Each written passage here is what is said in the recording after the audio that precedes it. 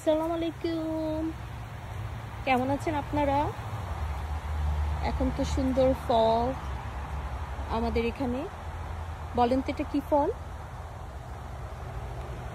এটা কমলা নাকি অন্য কিছু?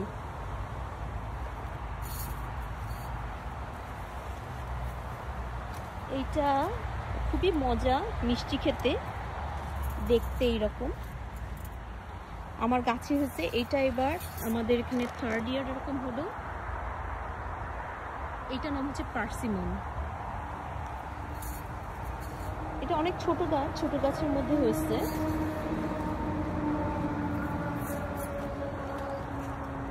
আপনাদের কার কার এই গাছটা আছে বলুন তো কমেন্ট করে। আজকে হয়তো আমি এটা পেরে ফেলবো।